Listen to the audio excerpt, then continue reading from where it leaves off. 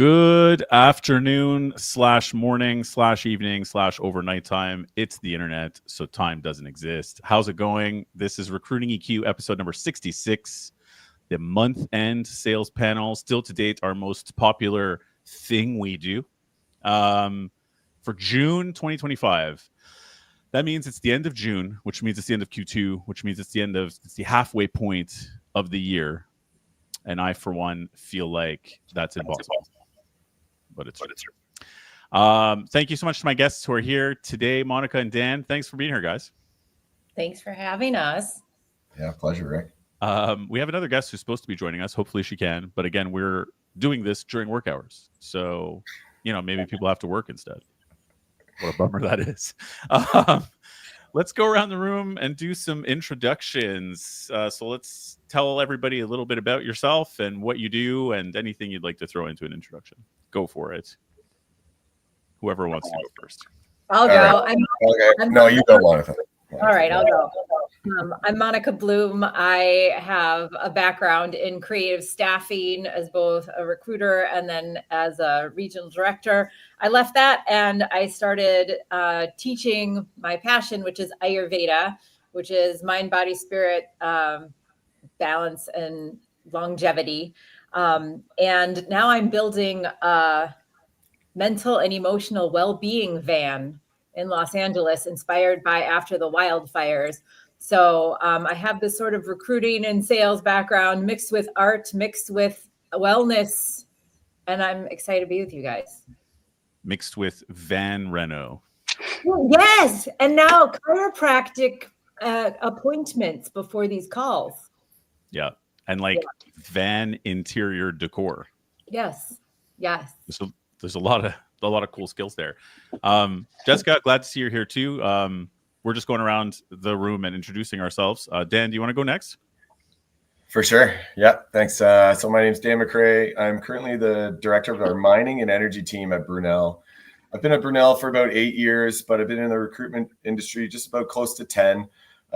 Always in a sales capacity. I got a sales and athletics background. The athletics background is probably what drove me into sales, as I'm competitive by nature. I like being involved in teams and pushing towards a common goal. So outside of the recruitment industry, I played professional indoor lacrosse in the National Lacrosse League for 12 years as a player. I was the captain of the 2019 championship Calgary Roughnecks team. That's the biggest highlight of my career. And a couple of years ago, I retired from playing, and now I coach with one of the teams, the Colorado Mammoth, based out of Denver, Colorado, where I'm the assistant coach, where I run the defensive end of the bench. But it's great. I love coaching. I volunteer and coach in my community during the winter off season. So in the summer right now, I coach 20-year-old kids there for lacrosse, and then I get to coach sales folks and recruitment folks at Brunel. So it's a big passion of mine, driving competitiveness, motivating the team, and pushing towards common goals and hitting some targets. Thanks, Dan. That was a great intro. It felt very for real. It's very professional. I want to be like, yeah. Jess, great to have you. Do you want to take Hi. Hey. Hello. Well, I'm not going to be able to be as cool as Dan for sure. I'm not doing cool sports things at all, and I know a third of what all those words mean. I picked up bench, so that's not my strong suit. I'm Jessica Allen. I am here in Texas, and I own my own business, 90 Days to Slay. So like Dan was saying, I just love helping salespeople and business owners sell more authentically, but not in a cringy way. So my brand and the coaching that I do and the support that I offer my customers and my community is just to help people have fun with sales, because a customer should have fun and you should definitely have fun. It should not be a painful experience. Like they say, smile and dial, sell like you like what you're doing at all, or at least like people. That helps. So that's what I do. And then I also am a partner at the Sales Rebellion, which I have been a fangirl forever. We do sales rebelliously. We're kicking it old school with mailed assets and experiences as part of our sales process. So I have just gotten the director of Rebel as a service, and that's our fractional sales service. So I'm busy over here doing sales stuff all day, every day, having a blast. So like it's RAS then. It's RAS. Yes, it is. It is, yes. We're playing with like Reb Ops, like Rebel Ops. Ooh, I like that. Or so that one is also, you know, we're building it. We're building. But I am the one who is obsessed with documentation, thinks healthcare career for the first like 10 years of my life. So I have built our systems. I'm building those processes out so that we can deploy RevOps, RAS, whatever to the world so that people can sell better.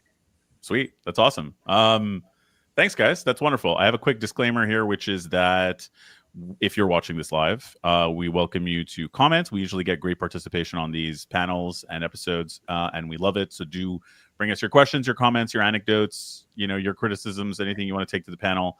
However, we are not on LinkedIn, YouTube, or Facebook, or X, where you may be. So we can't answer sidebar comments. So please just throw a straight comment in.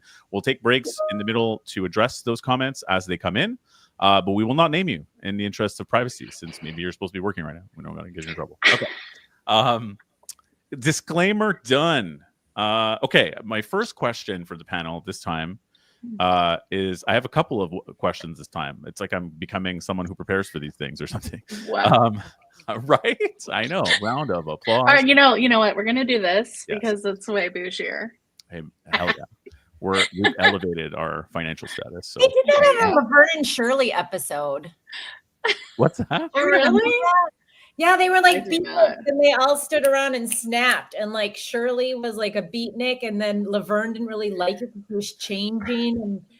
And anyway, it doesn't matter. That's what this always reminds me of, this snapping. I was like, oh, the Laverne and Shirley episode where one of them went a little rogue as like a beatnik and was doing poetry and snapping, and the other one was like, what are you doing? Laverne and Shirley was like Mad Men that way, right? You got to see all of the 60s progress as time went on. Laverne and Shirley and Mad Men, same show. Just saying, hot take. Okay, so moving on from the 60s lore. Yeah, so comments aside, okay, question came. I had a request question from who could not make the panel but sent this question in, which is a bit divisive. I think certainly it's something we face in recruitment. And the question was, how do you sell a service which is considered a commodity in a tough market? Oh, man, I love this. I can't wait to hear y'all's answers. This is my most favorite question. I saw that. I was like, okay. Yeah. So I know we all have, judging from everybody's eyeballs and smiles, I think we all have really hefty answers to this. Who would like to take this one first? I think we're each going to probably take a go at it, but who wants to go first? I like Monica's thoughts. Monica, you should definitely go first. Hit it, Monica. Well, I have thoughts. First of all, if your attitude says that what you're selling is a commodity, that's probably a problem. Yeah. Because I don't think you're going to be successful selling anything if every single day you're like, it's a commodity. Also, it's not like kind of what's not a commodity. There, like everything exists, you know. Yep. Like if you had a pizza restaurant and you were going to open it or work there, you would need to sell the pizza. You wouldn't be like, this pizza's a commodity. You'd be like, this pizza has the zucchini from the farm and the goat cheese from that goat over there in the backyard. Like you would sell that pizza, or this is my grandmother's recipe, or this super fat crust, whatever. It's pizza, but you would be excited about it, and you would not even blink that there is one other pizza restaurant in the world, and you would sell it. That's my thought on that question. Sidebar, where is this restaurant that you have a goat live on site? I don't know. Can I go there? It's in the van. It's in the wellness van. Yeah, this is just a commercial for your pizza. With a little rope on the one-stop shop there of the wellness van. Sick. So it's also a food truck too. The I mean, anything's I possible. got some thoughts on this. So like I've said numerous times that we have the most unpredictable commodity in the recruitment industry. Is like we're selling a resume of people, right? And they can tell you one thing and they mean something else, or they're doing something else, or they have other offers, they have other opportunities, and they don't want to be truthful about them. We've all experienced those. It doesn't happen every time. It happens sometimes. So I like to always say that we're in the service industry. We're providing a service, and there is hundreds, thousands of them out there that they can go to.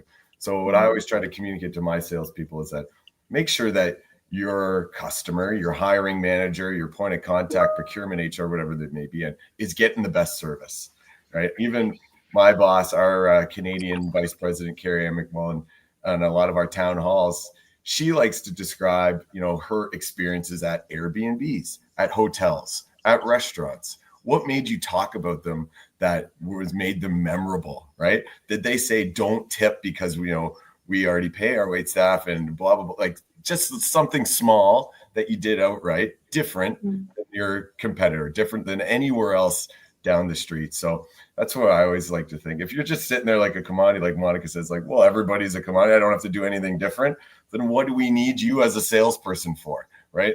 Do your job, do something for me, right? Be different. Like, let's be different. Sell yourself, right? And like Jessica, I love what you said. Have fun with it. You got to have fun. People can tell when you're having fun. They want to be around other people that are having fun. It's right? true. And they don't feel like they're being sold to when you're doing that. Yes. I had the opportunity to do a keynote last week, which was super freaking awesome. I also did the keynote at 9 a.m. when everyone was hungover and drunk from the night before. Perfect. So no one was smiling, which was really fucking stressful. Sorry, Emma. You can swear on this. But okay, good. But the first thing I did is I made everybody stand up because I was like, I know y'all are all hungover. I know this group of people pretty well. So I was like, y'all were at the bar last night. I was sleeping.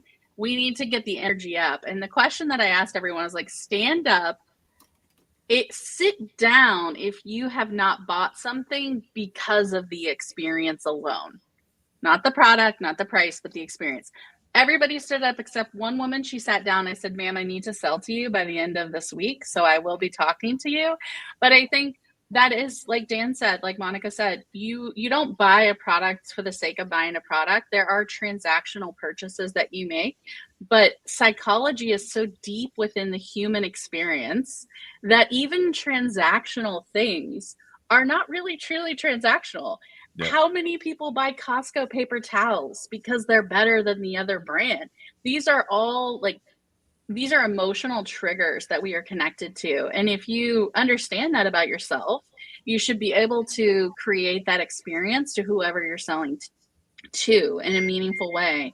And I think, we get so obsessed with like scripts and cadences and like how long our sales cycle is. Like, no, I'm not going to fall for that. That's fake news. A sales cycle is as long as I'm going to let it be. Like, I'm going to figure out what those levers are. We're going to figure out what actions we need to take. And we're going to proactively change our strategy on an ongoing, evolving, living basis. So I love working in markets that are oversaturated. That's my target client that I work with every day, because I'm like, you don't sell full services to find leaks. You sell cost savings, you sell HOA compliance, you sell you not getting a ticket because your water bill was crazy and you're in Phoenix, Arizona, or whatever the case is. Like, that's what you sell. Yep. You sell that service, you sell that solution. But you have to sometimes use the same words to describe what we do, because we can't all say that we sell unicorns every day. We have to actually use the real words. And I think that's where, do you sell it in a boring way? Well, you have to say, these are IT services. We help support these tickets, right? Like there's some words that you need to communicate so your buyer knows what the heck you sell. And then from there, it's all about the experience and the solution. So This is a great question. Oversaturated markets, best challenge ever, because it's not about the product. Yes. And I love like everything that Jessica says. And I just wanted to add to that too. She does this all the time, Jessica does, but it's like, what's the fun that you find in this thing? Like, what is the thing that you love about it? What makes it fun for you? What makes it like why, it's finding the thing that lights you up about either the company, it could be the company you work for, or it could be the actual thing, but finding that thing, what lights you up about it, because energy is attractive. Yep. Absolutely. Energy is attractive. Playfulness is attractive. So is fun. And most people don't deliver that. They're so like numbers. Like I got to hit my thing. That may sound flat, or it's all attached to energy.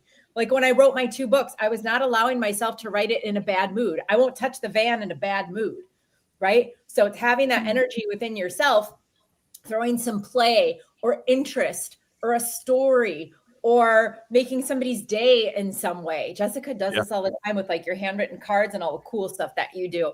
So it's that energy that comes from within that goes without. And so if you're automatically asking a question and calling something a commodity, I would challenge you to check your own energy first about what you actually think about that thing that you're calling a commodity, and change it. Change your mind about it. Find something good. Or don't do it. Dang it. Just don't freaking do it. Go do something else. Yeah. Go work for the goat. Milk the goat. Milk the goat for Monica. Milk the goat. This week on Milk the Goat for Monica. I dig it. I like it. Yeah, I'm going to throw my 2 cents in there too, because this was the thing, and I'd love your guys' opinion on this as well. Is that I think that in staffing and recruiting, this is a problem, but I think it's a problem in a lot of places for sales, tech sales as well, to an extent. I think that there's a difference. There's like a poor definition of terms as to what your job is when you're a salesperson. And I think a lot of people take it very 2-dimensionally. And it's like in recruiting, you start recruiting, and then when you do well at recruitment, they say, okay, you're sales now. Talk to clients and call them. They don't necessarily give you like training or anything, right? But I think that, you read even cold calling books, and they say there's a couple of different pitches that work when you're selling. You could go with the features and benefits pitch, or if you have very little time, you can go with the problem solving pitch, identify a problem or solving a problem. That isn't sales, in my opinion. That's marketing, which is establishing your value proposition and what problems these are questions they ask in marketing, and you have to figure out, right? In business strategy meetings, like what your business does. But that's not a salesperson's job. That's already been pre-decided. Simply regurgitating what the features and benefits are not worth paying a person. And I think it's worth talking about this because you have AI now that can do a lot of that stuff for you. So like if that's what you're doing, just repeating what the marketing department and the CEO decided the value proposition of this company is to people all day, then yeah, you're making yourself a commodity by doing that. You're going to be replaced. You are, not the company's service necessarily. AI is coming for your job. Yeah, it's coming for your job. You don't need a person to do that. That's not what sales is, right? And all the other things that you guys said, that is what sales is to an extent. And in different ways, it's your own thing. But certainly as in recruitment, if you just think you're talking to someone, let's say a client, because you have the best candidates and you're like, the candidates are what you're paying for. They could get candidates other ways. You're making yourself a commodity. If you're talking to a candidate and saying, I have the best jobs, just talking about jobs, you're making yourself a commodity. They could find the jobs another way, what you're doing. So all of those things I feel are hiding in a way. They're hiding behind the company and what the company does. I think sales is about being brave, personally. I think it's brave to be yourself with strangers. And I think that's what's rewarded. Your job is not to convince everybody to give you money, right? It's fine if people don't want it. You know what I mean? It's just about connecting with the people you do connect with and finding a way to be yourself and bring yourself to the table and then having real conversations.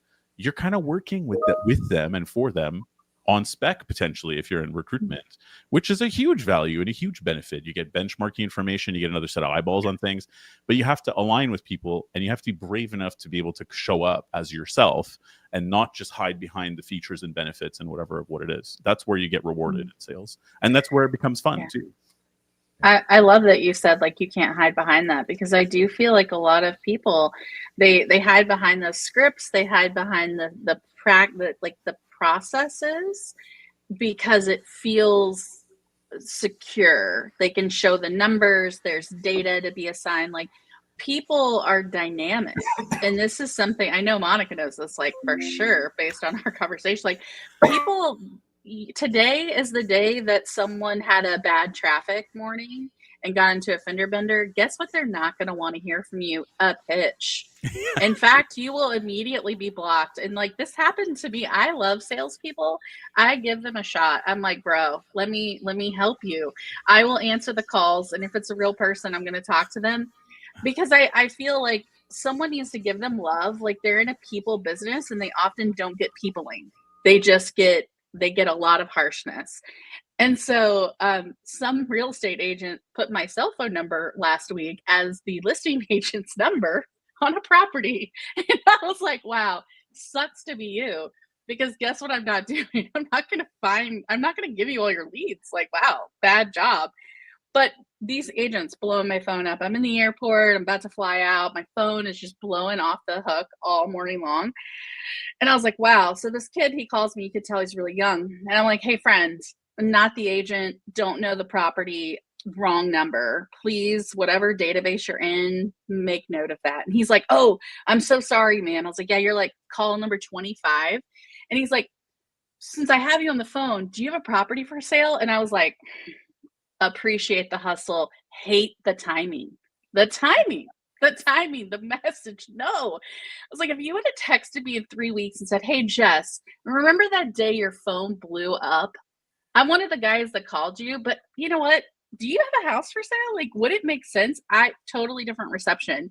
So I think just remembering, like, he could have sold me potentially. And I told him, and if he calls me back, I'm going to be pretty impressed. I won't let him sell my house because I'm like, I don't want you talking to a prospect like this. But like, there are those moments in time, and that's a human moment. And if you're not just selling the product, you're not hiding behind that, and you're leaning into the human experience, you're going to have such better conversations. You're going to get better intel. People are going to tell you, they're going to show you their cards, because when you build that trust, people share. They share a lot of things that maybe you don't want to know, but you find out anyway. Sometimes Rick, too much. Yeah. Rick, I'm going to hijack. Sorry, Dan, go ahead. No, I said I was going to hijack this a bit and just bring up what I had earlier. But my first confession is, it's my first sales job. I was a part of a multi-level marketing scheme at one point in my Nice. Yeah. Who was it? Yeah, I got roped in. My first sales job, when I was like, I got to stop just getting my head hit with a stick for a living that pays nothing. I was like, let me get into sales, right? This will be great. Like, oh, here's this sales posting that requires no experience whatsoever. Like, let me go into this office. Sign me up. And like one interview, they called me right as soon as I walked out the door. You're hired. I thought I was so special, right? Like, that's how they get you, right? Looking back on this all now, but it's so funny. Like every day you start off, they get you hyped up, right? It's like they literally some of the brainwashing, but they get you jazzed up, right? It's and true. then they drop you off in a business park and it's minus 40 degrees Celsius, Monica, Celsius and Jessica. That's really cold in Alberta, and they go hit 50 doors, right? And then your energy and your enthusiasm levels just crash. But that's part of it. You got to be in a great spirit. So Monica, going back to what you're saying, like you got to be hyped up, you got to be ready to go and have fun with it. But I learned so much in my time doing that I still bring to the business today, because it's people, to your point, Jessica. It's psychology, right? Of how they're buying and how you sell. And to Rick, to your point, like you can't just walk in there and pitch. Like they got to get to trust you. But the first thing was just getting them to like you, right? Yeah. And that was the biggest challenge, I think, because some people just walked in. Let me hit the script. Hey, can I do this? Can I do that? Right? And it's like, no, like you got to earn that, right? You got to earn the pitch. Yeah. So you got to get them in the right timing. Like I walked into a flower shop, 50 people deep.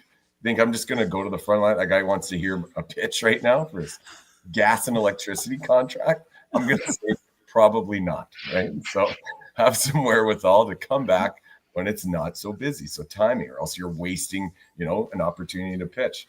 But then just you got to build the trust. You got to get them to laugh. I always say, like, don't pitch until you get somebody to laugh. If you have, the opportunity to get them to do that. But it's all those things: having the energy, building the trust, finding the right timing, but to have like the social intelligence to be aware of all those things before you pitch, like that's a good salesperson, rather than somebody that's just going to come in and just punch somebody in the nose with a pitch. You're like, that's never going to be well received. No. also a really well-placed and intelligent question that they ask if they need to answer. So like there's part of sales where you're like, oh yeah, we're going to be on the phone. We're going to be talking. We're going to be pitching. We're doing this stuff. Blah, blah, blah, blah, blah. But like sort of a handhold to Jessica's timing, which is actually kind of a passive thing, right? Like, is it the right timing? Is it not right timing? You got to feel it out and be aware. The other side, and very closely related to that, is listening. Because if you're not listening to Jessica saying, my phone is blowing up, I'm at the airport, you're my 25th call, like, dude, I am so sorry. If I could buy you a coffee, I would. Have a great flight. I might reach out to you in a couple weeks. Is that cool? Enjoy yourself. Sorry to bother. And then I would follow up in 2 weeks with something cute and fun that reminds Jessica of that day. Hey, remember that day when I was your 25th caller and you were in the airport? You totally didn't want to hear from me. Well, I've been thinking about you. Hope things have settled down since then. Anyways, I wanted to find out if if you're interested in selling your house, maybe I can help you with that. You see, so it's like listening. It's like Totally. Take in what other people are giving you. It's not just this regurgitating script stuff. That is so old. Yep. And I would also say too that like once you listen, bringing up like when you talk to 10 people, even people who aren't interested in what you're saying, you can pick up little tidbits that will make your next call better if it's in the same world. If someone's like, listen, I'm in real estate sales and real estate in Toronto right now is going through a terrible time, so you're calling me at the worst time. You could then say like, oh really, whatever, like, you mean the condo market? And they'd be like, yeah, condo market's worst it's been in 30 years. Okay, cool. Next place you call, and he's like, calling back in 6 months. Next place you call and you'd be like, listen, just a few minutes of your time, I hear that it's really tough in the condo market right now. Like right away you're coming at it with empathy and being like, are you seeing the same things? Are you guys, and if you're not seeing the same things, how are you navigating it? You could just sort of ask them questions and be curious about what it is they do, and they can share and open up about their problems, and now you're thinking through their problems together. Do you have to know all the things about real estate? No, you just need to ask them, get them to open up with you, right? Like that's the joy of it, really. And you can ask about feelings too sometimes. I'm like, how are you feeling? Are you scared? Yeah. Are you scared or are you okay? Yep. That blows their mind because they're not used to having a coach on the other, like a disguised coach sitting there trying to tell them something. Undercover coach.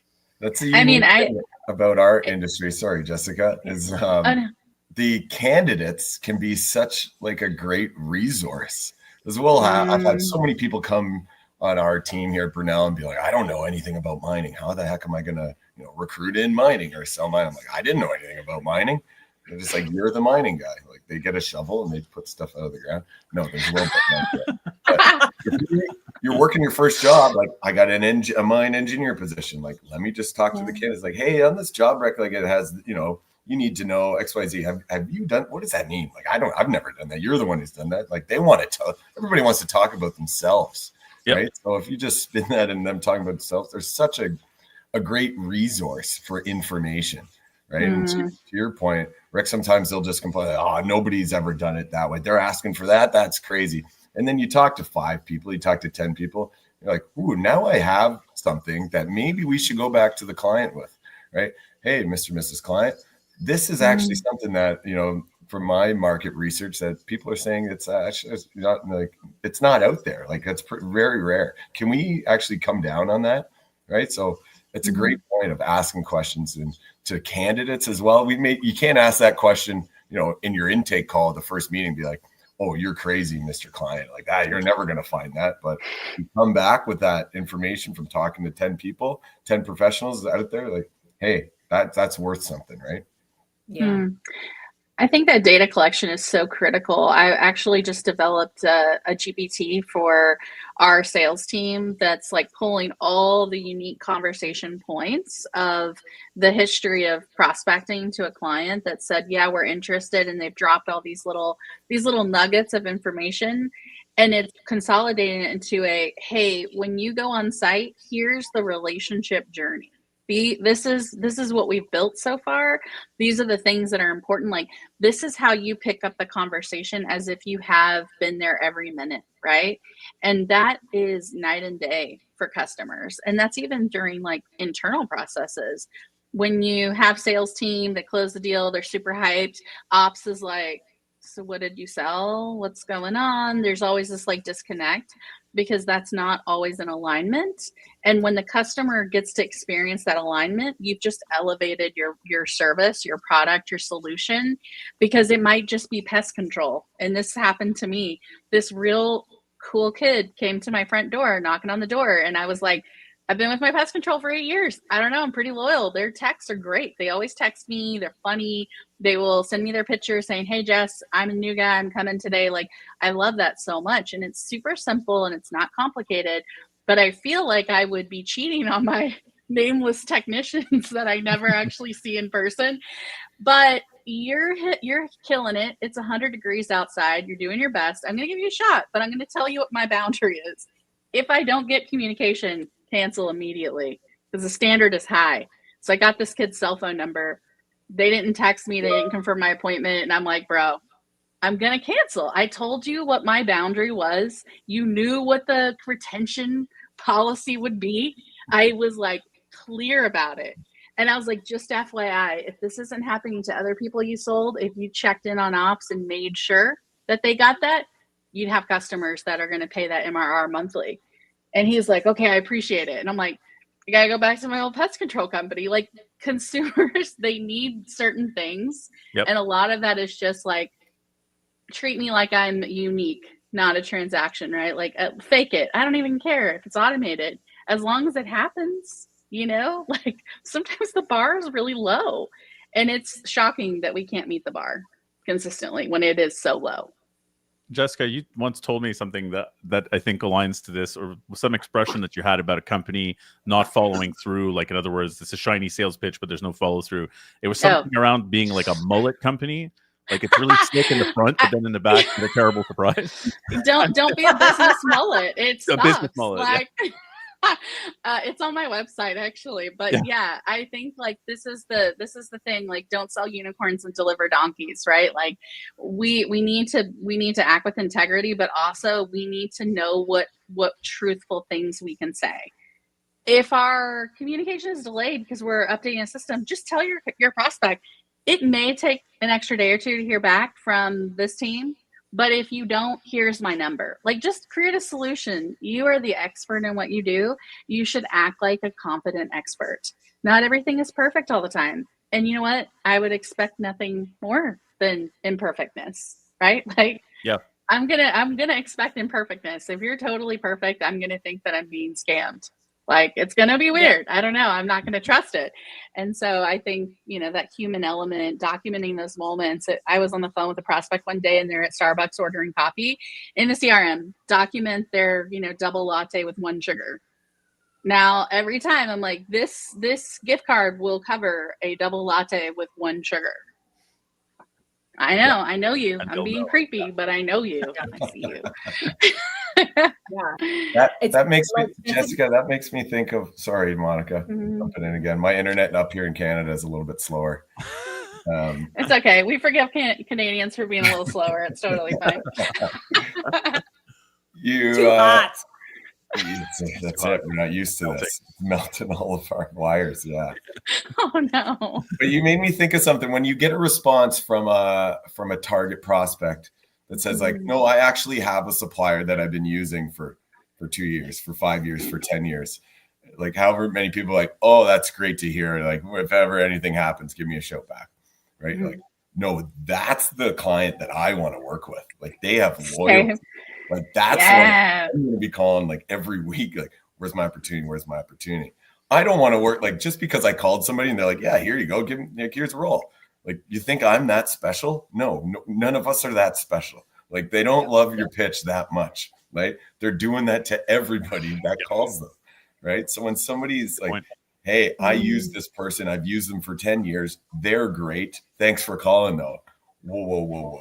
Why are you using them for 10 years? What happened? Can I ask all these questions? Let me qualify this. Okay, I'm going to do that. But okay, what's ever happened? Have they ever dropped the ball? Do you ever use anybody else for anything else? Can I wiggle my way in there? Because I want to for lack of a better term. I want to be in bed with that person. They're loyal. Like, they're loyal. They're not just like opening the door for any person that calls.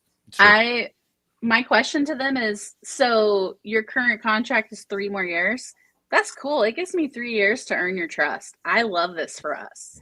That's like where I go. I'm like, I want to see, is it okay if I continue to reach out? Like, I'll ask that permission, because I'm like, I know you are really happy with your current provider, but things change, business owners shift. There are things that definitely have an impact on that. But I also love those. I go super hard for those, Dan. I have one right now. I was doing the little handoff summary. I was like, they've used the same provider for 10 years. And they straight up told me, we're real loyal. And I'm like, is it a price sensitivity? Like, are they always the best price? And he's like, no, we're just real loyal. I'm like, man, I love that for your vendor. Like, that's cool. Yeah. I love that. That's cool that you have that relationship. But also, I'm gonna get that business. Yeah, I'm like, I'm gonna get you. Monica, how has sales for the service of this van that you have launched, how is that like? I mean, getting it out to people, what's that journey been like? Because it's such a catchy idea, and LA has gone through so much. What's the experience been like in a different context than recruiting? I haven't hit the sales super hard yet because I needed to finish building the van, which literally just kind of happened yesterday when I put up the final wall. But I have strong interest. So I tested it on my neighbors because they've seen me building it and they see it in the parking lot, and now it has decals on the outside. So now they're like, whoa. So I brought them in and we tested it, and it dropped their stress levels from a 10 to a 3 and from a 9 to a 2. So now I have data. So wow. I reached out to somebody at a local hotel on LinkedIn, got his cell, and I just was, he was part of the wellness organization for this hotel. And I was like, hey, would your hotel ever do any events? Would you want this to, like, look at what I'm doing? And then just been in touch. And he told me about a health problem he has. I'm like, oh, now I got my eyes on that. I haven't forgotten about you, which I haven't. I already have a plan in my head of things that I can help him with. So it's personal. And then because I care, right? And then the other side is gave data. Like, I tested it. Here's what it is. Here's some pictures of what it looks like.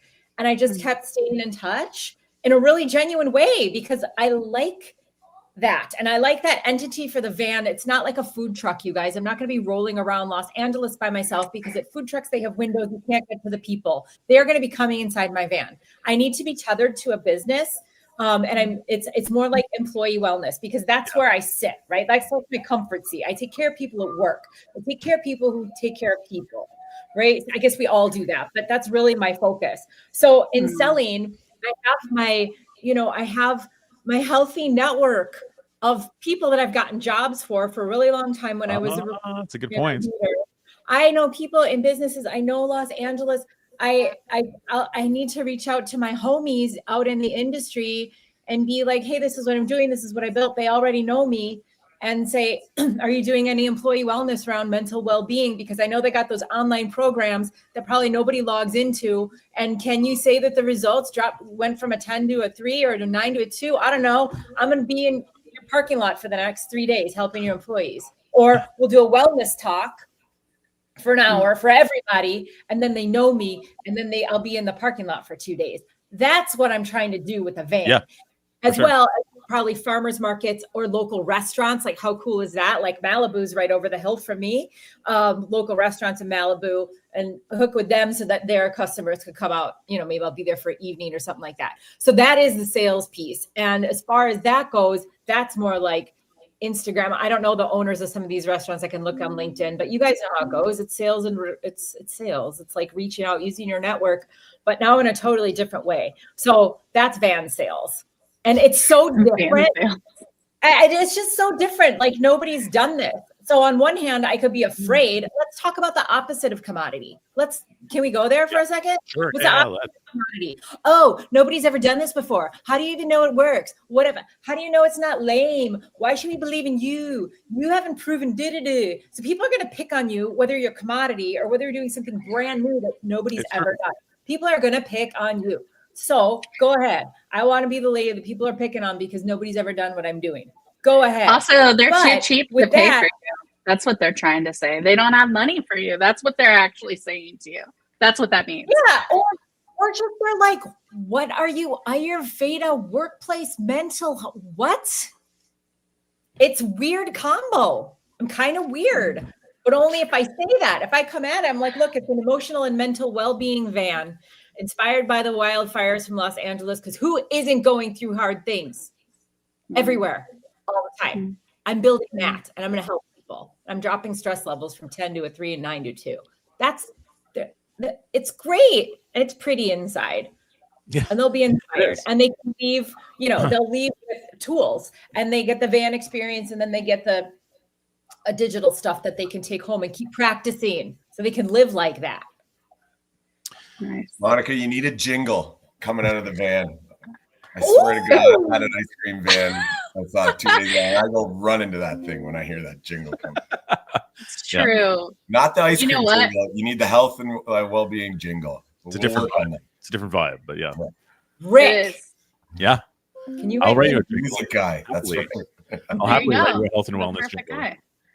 I'll happily, no problem. So Are I we don't going know. I Viking think metal? the thing about the van and the selling the van is really, look, you can have something that doesn't exist, that's brand new, startup, whatever, blah, blah, blah. You don't exist yet, DDD. Or you can have this really, you can be commodity, so everybody knows what that is, and you don't have anything to explain, but it's your mindset about going into reaching out, and it matters. Your passion about whatever that thing is comes out. Jessica does this all the time. So does Dan. You guys both, you can feel your passion coming out in what you do for your teams, for your customers, just for the game of sales. That's cool. It's passion there. There's fire. People like that. It's true. Yeah. I love from what you're saying, Monica. What I love about that is that it's like there's no way that AI could replace that, right? You came up with an idea that's actually going to help people. You followed through on it, and now you have to just sort of, because no one's ever done it before, figure out how to just bring it to people. But for you, it's a no-brainer. You're like, of course people want this. Of course people need this. Let's just communicate with people and see who's game. But I think a little bit of that spirit, I think we all need to even up that a little bit, especially if you're me and you're sitting, I work from home and you're sitting in front of my own computer on video calls and stuff every day.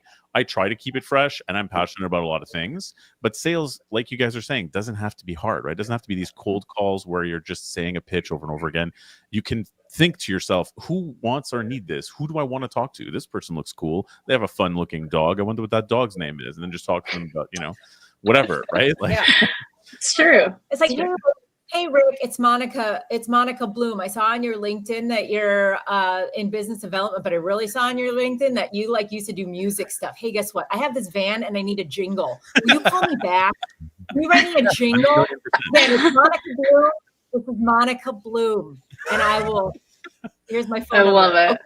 Okay, I'll call you. If I don't hear from you in 2 days, I'll call you back. Okay, thanks. Think about the jingle. Bye. I think like leaving voicemails that a transcription, because no one actually listens to voicemails, which is somewhat unfortunate, because I think tone and inflection is important, and that's what builds trust and relationship, right? Sure. But now we're in this world of where we just read the transcriptions. So those terrible spammers that call their transcriptions are gibbly goop, because they're not they're breaking in and out, their accent's really heavy, it's not picking it up, whatever. But I've been challenging myself to just leave the most unhinged, transcription worthy laugh voicemails. So it's day 747. I'm leaving you another voicemail. Whatever it is. I'm just I hope that this transcription made you smile, because who the freak actually listens to voicemails?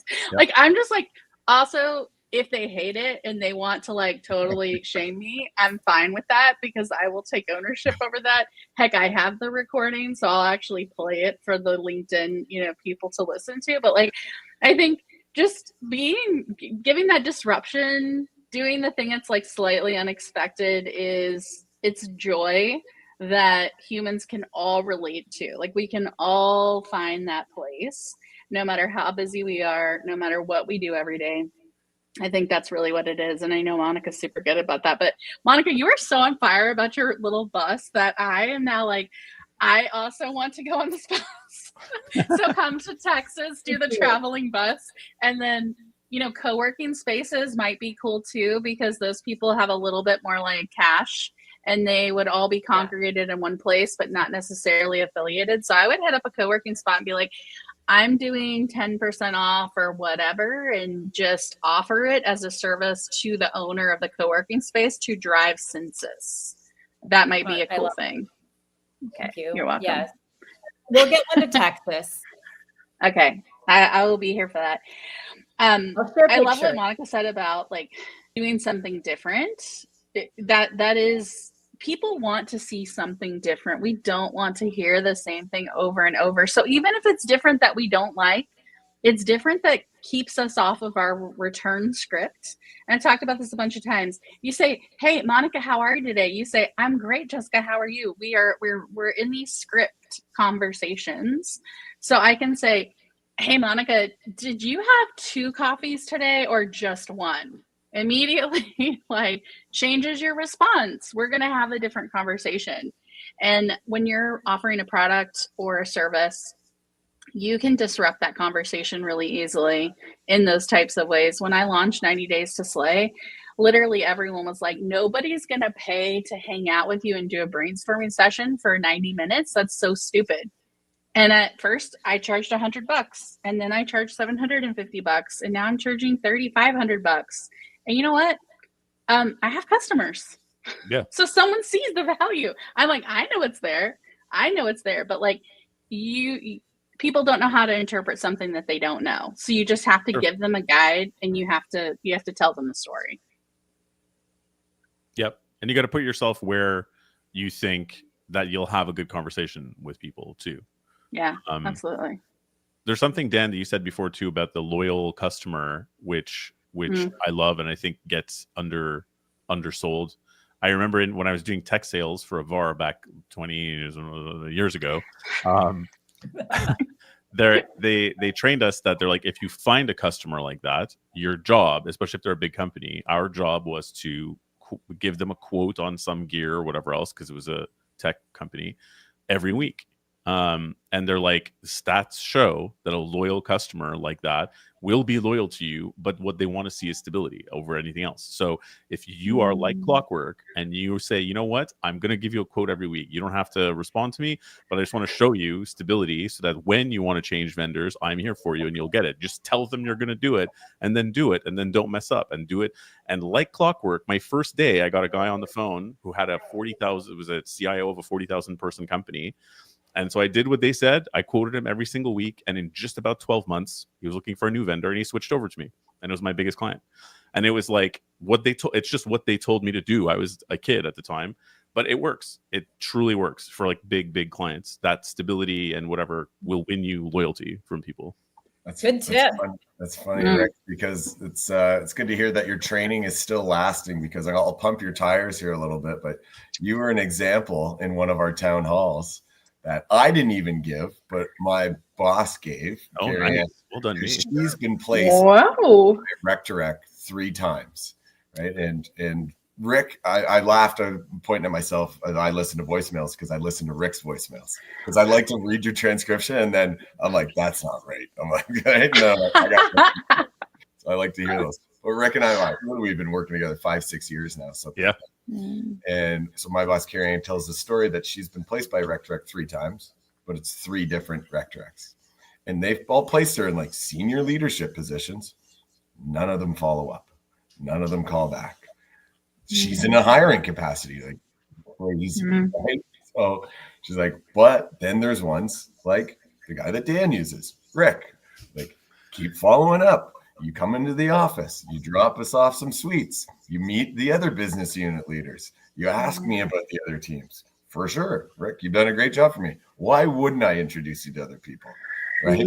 So you're the training still kicking in there, Rick, but when you do have a customer, like, and you've earned their trust, like, I guess my point is, don't be afraid to ask for a little bit more, right? Yeah. Ask them, like, I've been doing a great job here. What else? Where else do you think I can help the business? Where else? What other teams? And that's well, also, if they like you, so there's a couple things. What my neighbor who's helping with the van, we were chatting about stuff. He's in like sales marketing. He goes to a lot of events and stuff, but it's not really his job. He's not the salesperson. Like what he does, he hands off like to salesperson, right? And so he was saying, yeah, they see me again later. He's like, but I never see these people again. And he's like, and then they see me like a year later and they're mad. He's like, we like We like you. And I was like, oh, dude, you need from now on, you need to put on your calendar every month to at least just shoot these guys a mass. It doesn't even matter. It can be a blast email. It can be a text message. It can be a, hey, that was so fun thinking about you. Let me know what you need. I'm like, they're pissed. And it was the other day, he's like, you don't even know how, he's like, I started doing it. He's like, you don't even know. He's like, we just landed some extra deals. He's like, you just helped us make a ton of money. I was like, well, I'm glad I could do that for free. Do you want to book the van? Yeah, you're like, or I take commission percentages, whatever is more. Both. So No, but it was just, it was a In the conversation. van. But it was a conversation about, I was like, they're mad. You just delighted them and you disappeared. They're mad. It's like they want more of you and you're not giving it to them. And there is no loyalty built from strangers, especially over traditional sales ways. So the only way you can build that loyalty is by being loyal to them first. Being like, I'm going to be so loyal that I'm going to keep showing up. I'm going to keep showing up and I'm going to keep showing up. I'm going to learn. I'm going to listen. I'm going to give something good every time for a while. I'm just going to be loyal about it. It's actually not about me and my paycheck. It's about me being loyal to this customer because I want to be like Dan says and like get that client who's loyal for 10 years. But they're only going to be loyal to me if I'm loyal to them for a while, if I'm loyal enough to care. It's true. They keep saying in all of these like sales type, either podcasts or whatever books that I occasionally read, or I get recommended a lot of these books, and some of them are actually decent, but a lot of them are a little on the two-dimensional side. But they always do say one thing, which I fully agree with, which is that a lot of salespeople don't follow up. It's bonkers to me. Like if you've decided you want to work with somebody and you even have a meeting with them or a call with them, or you leave them even just a voicemail, like you should be deciding, I'm interested in this company. I want to work with them. So you just be interested. You know what I mean? Like it's crazy. Well, first to be interested, you have to be interesting. This is the challenge I think that a lot of salespeople have is like once they throw the pitch, they've done their thing. They don't know how to continue to fill in the gaps of communication in a way that's connecting. It's not part of their playbook. And that's super unfortunate because, I mean, I've chased deals. I was actually at that conference last week and there was a woman who came up to me after my talk and she talked to me for a while. And I was like, oh my gosh, you and I emailed 3 or 4 years ago. And I did not close that deal at that time because I ended up leaving the company, but they were just super conservative with their spend and it wasn't a good fit. And I was like, I'm going to close you now. We're going to do something else. But like the fact that relationship recycles, like you come back into the world, different product, different service, different time. Our communities are so much bigger now and we have such more broad reach that as salespeople, we really should be thinking about how can you fill in the gaps. And that's, social selling, use buzzwords or whatever, but keeping your brand going, keeping that up, showing who you are in ways that no matter what title you have or what role you're in, that you're still at the core the same person with the same kind of competencies. You think about business in the same way. Those are the important traits that someone feels a high level of trust doing business with you, right? You would not want to do business with someone who's like, well, I know nothing about the thing that we're doing, and I'm just really hoping that they know what they're doing. I would not buy whatever that is. It does not work there. Especially if they're speaking, like you were saying, Dan, if you're speaking to people in that business every single day and you're not learning anything from speaking to them, what are you even doing? Like that's where you have to ask yourself, what are you doing? Because at the end of the day, you pick things up from people without even trying. I mean, people will talk to you about stuff, right? So you should very quickly learn enough to carry on conversations. And that, like you pointed out, that's a good thing too. Do you guys see this also? Someone leaves a company and it's like, oh no, the world's over. How are you not calling that person at their new company that they went to? And then how are you not just calling up the new person that's replacing them and be like, hey, I was dealing with your predecessor. How's it going? Let me introduce you know what I mean? Oh, Rick, that's the best part about our business, dealing with people on fixed term contracts. Forget our it. team will manage 300 to 500 contractors on our books at a time on our payroll. They're like, hey, this is coming up. They're ending in 3 months, 6 months. Like and this person is in a senior level position, super technical position, whatever it may be. Like you got an opportunity to go place them somewhere else and pick up a new client, or B, even if you're not the one placing them, like you got a relationship there, right? Yep. You can follow people around. So it's not a commodity. They're people, right? And commodity goes to another customer, another prospect. It's like, keep that relationship. Jessica, while you were talking, it just made me think of a story. Like I worked in transportation sales at once upon a time where like everybody in the world can just have a cell phone and a laptop and you sell transportation. But there's one guy in the office that was in Toronto and their customers in California, and they played Xbox together every night. And I was like I thought that was so cool. I was like, just because like I was early 20s, peak video games. Like, oh, that's cool. But I was like, no, he's investing into the customer on his personal time in building a relationship. And what do you know? Best salesperson in the company, best customer in the company, right there. Right. So it's true. Oh, like they might not be interesting to you. You fake it, right? You fake it till you make it, right? I don't know, like faking. I think that there is a way that you can connect with anyone, and there is something like fundamentally, if they're not a completely terrible human, right?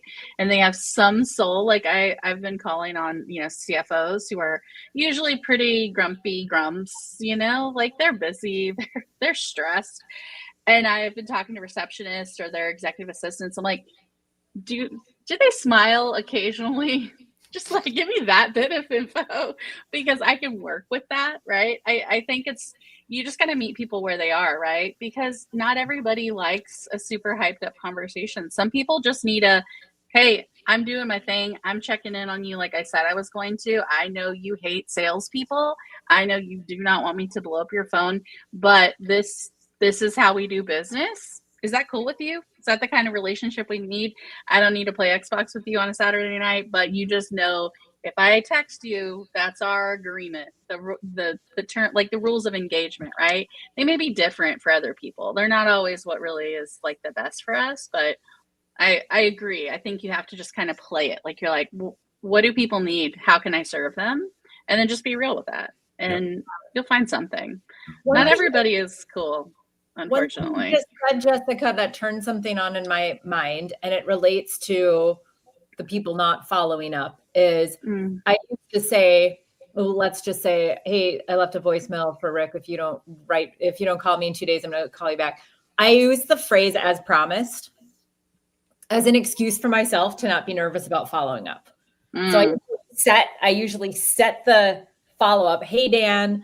Okay, cool. You don't need anything now. That's cool. I'm going to reach out in the next 4 to 6 weeks. Okay. And Dan's like, yeah, sure. Whatever. She's never gonna. And then I set the, timeline thing on the whatever pops up. And I say, as promised, I'm reaching out in about a month. I'm reaching out as promised to see.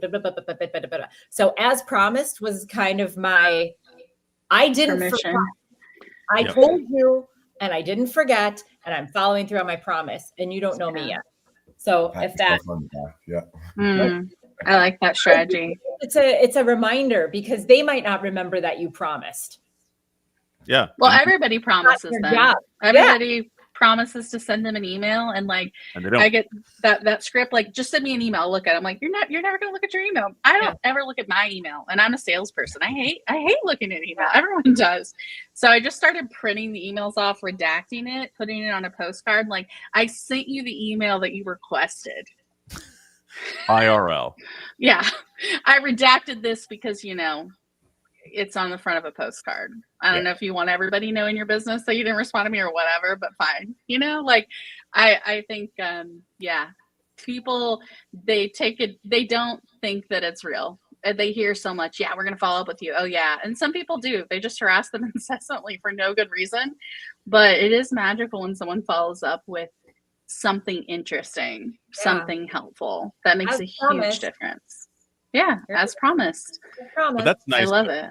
I feel like people need this has gone down in popularity, but we talked about this on this show many times because it was one of my pet peeves. For a little while, people's email sequences, which were very obviously sequences, would get more and more angry when you didn't reach out to them, and more guilting. Like, I don't understand why you're not getting back to you. It's been a while. You must hate me. Yeah, like guilt, all this guilt, and I was just kind of like, who thinks this is a good idea? I was indifferent about you before, and now I cannot stand you at all as a person. So it's like I have nothing but negative things to say about this. So I had dubbed that, instead of outreach, I had dubbed that pout reach, because we're Oh just my God, I pouting in the love that. corner. Yes. So it's like, Outreach. no more pout reach. Like, that's not a thing. It's not going to make Mm. anyone want to do business with you at all. So it seems to be going down in popularity. Are you guys still seeing that at all, or is it just me? Occasionally in terrible sequences, yes. Trade Yes. show follow-ups, like, or leading up to, hey, do you want this attendee list that's on the website of the trade show, but they want to charge $5,000 for it? Yeah. Oh, nice. Yeah. Pout reach. I remember when you said that, and I love it. And you should use it more often because it's so magical. That'll be the name of my sales book. No more pout reach. Oh my God, 100%. Do it right now. Self. Yes, I buy it. Also Put it the on energy Amazon. behind it, I'll though. prepay for it. What's that? I was just gonna say that's also the energy behind it, though, right? Like anything that you're doing, if you're frustrated with somebody or anybody, I don't even care if it's business or personal. If you're outreaching to them and you're in a funky mood and you're being pouty, that is going to translate and land there. So even before any sales thing, head, shoulders, knees, and toes, 10 push-ups, squats, whatever you got to do, yay me, high five yourself, whatever you got to do to like change your energy to not be a pout. What was it? Pout reach. There's no pout reach. No more pout reach. No more. Well, we are somehow already out of time. This was amazing. Thank you so much, you guys, for joining. Love the energy. Hope this helped anybody out there who is maybe feeling a little down to the dumps in terms of sales or feeling like it's getting repetitive. Feel free to reach out to any of us, out there, and we can all shoot the crap on sales in future. No pout reach though, because Rick will block you. No, please just reach out like a normal person and talk. We gotta meet in the van. We're gonna do this in the van in LA. Live from the van. That's right. I think it would be a pretty epic. I think it would be an epic episode. And Monica, I've got to send you this clip. It was this mom, like millennial mom, talking to her daughter. She's like, I think we were just smarter than you guys because we just like were wild children, stayed out till 9 p.m. And the daughter's like, no one kidnapped you? She's like, no. She's like, but I can tell you why. And the daughter's like, why? And she's like, come to my van. There's candy. And the little girl's like, okay. And it's just this really funny engagement. And I was thinking of that like in a creepy way, but also funny when you were talking about your van. That is funny. And there is candy in the van. Okay. It's a 5 sensory. It's 5 sensories. So it's a 5 sensory experience. There is candy in the van. Okay, so I have my homework then. I have to write a jingle and then make my way out to LA so we could do a live episode from the van.